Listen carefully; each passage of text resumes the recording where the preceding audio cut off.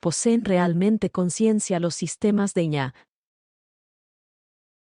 Esta misma pregunta llevó a un antiguo empleado de Google llamado Blake Lemoine a perder tanto su trabajo como su reputación. Probablemente usted haya leído sobre ello. En 2022, mientras probaba uno de los sistemas de IA de Google llamado la MDA, Blake tuvo la impresión de que aquella IA poseía conciencia, y no se detuvo ahí. Comenzó a defender los derechos de aquella IA. Eso terminó costándole su empleo. Antes de hablar de la conciencia de los sistemas de IA, comprendamos primero nuestra propia experiencia consciente. La manera en que obtenemos la experiencia consciente ha sido durante mucho tiempo un enigma que ha intrigado a los neurocientíficos. Cuando se inventaron herramientas modernas como los escáneres de resonancia magnética funcional fMRI, los neurocientíficos pudieron explicar diversos procesos perceptivos del cerebro humano.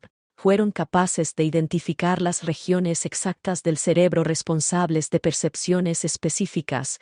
Sin embargo, al principio no estaba claro cómo se materializan las experiencias complejas que pueden involucrar regiones distribuidas por todo el cerebro. Por ejemplo, supongamos que usted observa un árbol. Inmediatamente reconoce que pertenece a una especie determinada. Los neurocientíficos podían señalar regiones específicas del cerebro que identifican las hojas del árbol, sus frutos, su tronco, etc. Pero su experiencia real es procesada utilizando diversas regiones cerebrales. Sin embargo, no existe una región específica que reúna toda la imagen del árbol y le entregue la experiencia de es un mango. Los neurocientíficos llamaron a este problema el problema de la integración, es decir, el problema de reunir los fragmentos de información dispersos por todo el cerebro y encajarlos entre sí. A finales del siglo XX, un neurocientífico estadounidense llamado Bernard Bass propuso una teoría denominada teoría del espacio global de trabajo para explicar este fenómeno. Aquella teoría era altamente metafórica. La metáfora de Bass recibió numerosas críticas porque parecía sugerir la existencia de una entidad separada que experimenta las percepciones. Los científicos no aceptan la existencia de ninguna fuerza misteriosa de ese tipo. Más tarde surgió una versión revisada llamada teoría del espacio global de trabajo neuronal. Hoy en día es ampliamente aceptada como una explicación de nuestras experiencias conscientes. Sin embargo, esta explicación no satisfizo a filósofos cognitivos como David Chalmers. Él afirmó que los neurocientíficos solo habían resuelto un problema fácil de la conciencia. Sostenía que muchos aspectos fascinantes de la experiencia humana seguían sin explicación. A estos los denominó el problema difícil de la conciencia, Hard Problem of Consciousness. Este tira y afloja continuó durante años. Mientras los neurocientíficos afirmaban que podían explicarlo todo, filósofos como Chalmers respondían que sus explicaciones seguían siendo incompletas.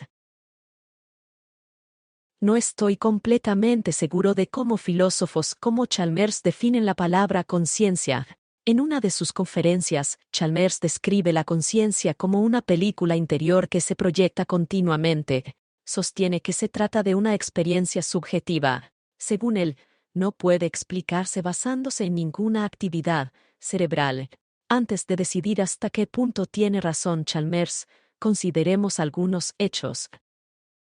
La teoría del espacio global de trabajo neuronal es capaz de explicar cómo el cerebro integra la información distribuida en su interior. Por lo tanto, parece que el cerebro posee, al menos, la capacidad de generar alguna forma de experiencia consciente mediante la implantación de electrodos en ciertas regiones cerebrales y su estimulación electromagnética, es posible inducir experiencias específicas. Una persona también puede experimentar diversos estados mediante el consumo de determinadas sustancias psicoactivas.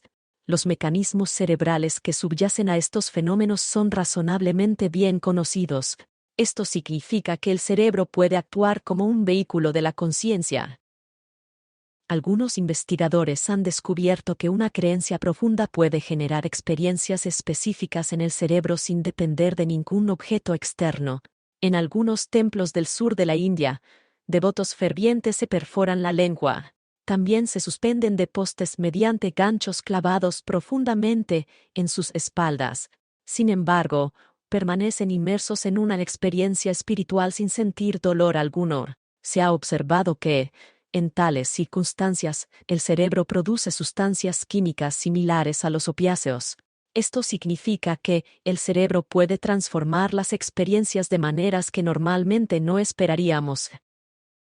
Cuando a ese mismo cerebro se le administra anestesia general, la persona se vuelve completamente incapaz de experimentar cualquier cosa.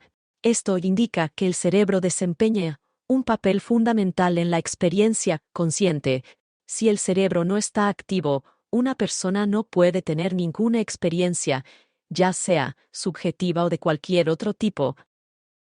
Las implicaciones de todas estas observaciones son las siguientes. El cerebro posee la capacidad de generar experiencia consciente integrando estímulos externos. Además, su funcionamiento ya se comprende bastante bien.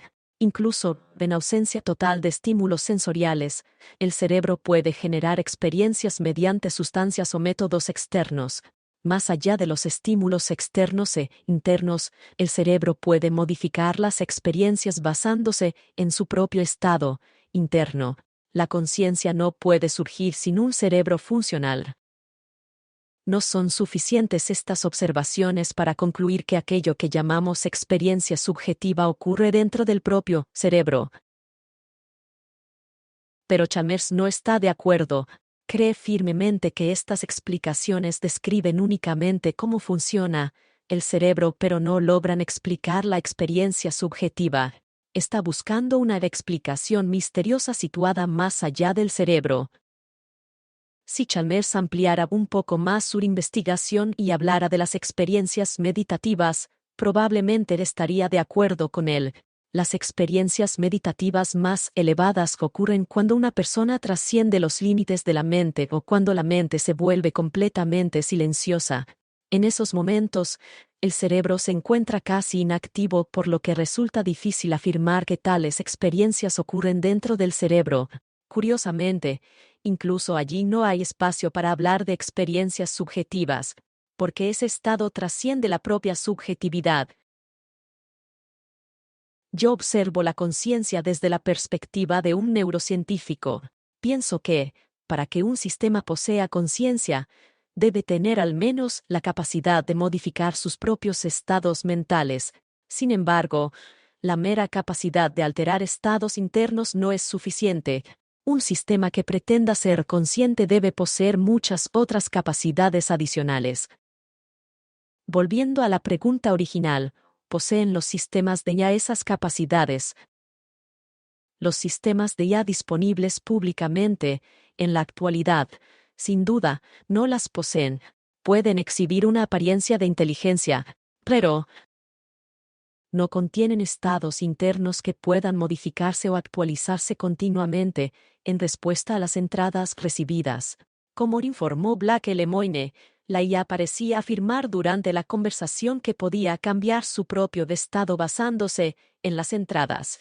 Aunque pudiera parecerlo superficialmente, eso no significa que sea cierto.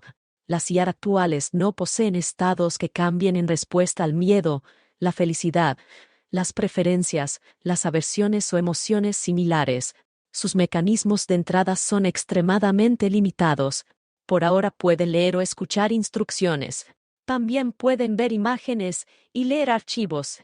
Nada más.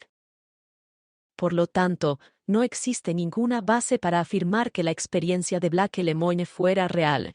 Después de todo, las IA son expertas en mostrarse seguras de sí mismas basándose únicamente en información parcial.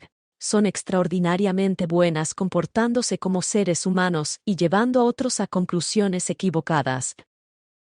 Sin embargo, no descarto la posibilidad de que las futuras IA lleguen a poseer conciencia, al menos una forma de conciencia comparable a la que está limitada al cerebro.